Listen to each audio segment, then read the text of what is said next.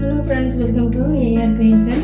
இன்றைக்கி பார்க்க போகிறது ஒரு லஞ்ச் ரெசிபி தான். சண்டே லஞ்சு தான் இப்போ பார்க்க போகிறோம். காளான் பிரியாணியும் முட்டை மசாலாவும் எப்படி செஞ்சு வீடியோவில் பார்க்க போகிறோம். கண்டிப்பாக நீங்களும் இதே போல் ட்ரை பண்ணி பாருங்கள். இப்போ தான் நம்ம சேனல் ஃபஸ்ட் டைம் பாருங்கள், சப்ஸ்கிரைப் பண்ணிக்கோங்க. வாங்க ஈஸியாக குயிக்காக இந்த லஞ்ச் எப்படி செய்கிறது வீடியோக்குள்ளே போய் பார்க்கலாம்.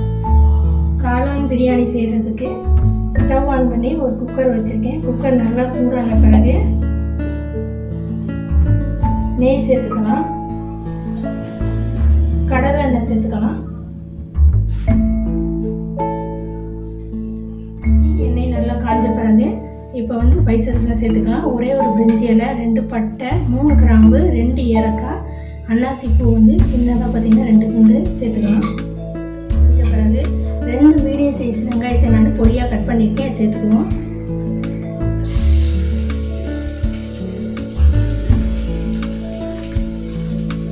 கூடவே இஞ்சி பூண்டு பேஸ்ட்டு இந்த ஸ்பூனில் 1.5 ஸ்பூன் சேர்த்துக்கலாம்.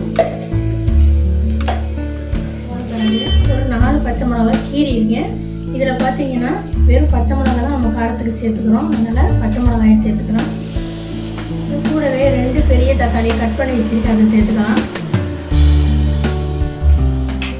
தக்காளி சேர்த்தோன்னே இந்த சாப்பாடுக்கு தேவையான உப்பு சேர்த்துக்கோங்க. கொத்தமல்லி நல்லா ஒரு கைப்பிடி அளவுக்கு சேர்த்துக்கலாம்.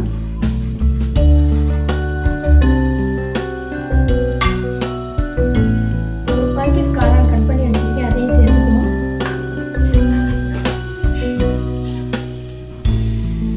சின்ன ஸ்பூனில் 1 ஸ்பூன் மட்டும் சிக்கன் மசாலா சேர்த்துக்கிறேன். கூடவே தயிர் பார்த்தீங்கன்னா சேர்த்துக்கலாம்.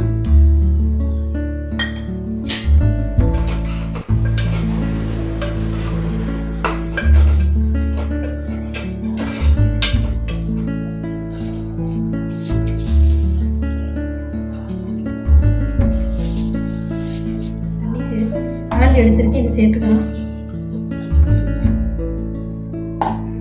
குக்கர் மூடி போட்டு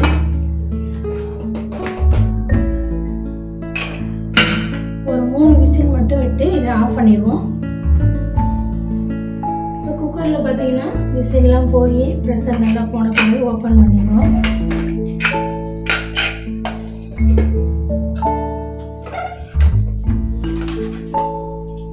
சூப்பராக பார்த்தீங்கன்னா காளான் பிரியாணி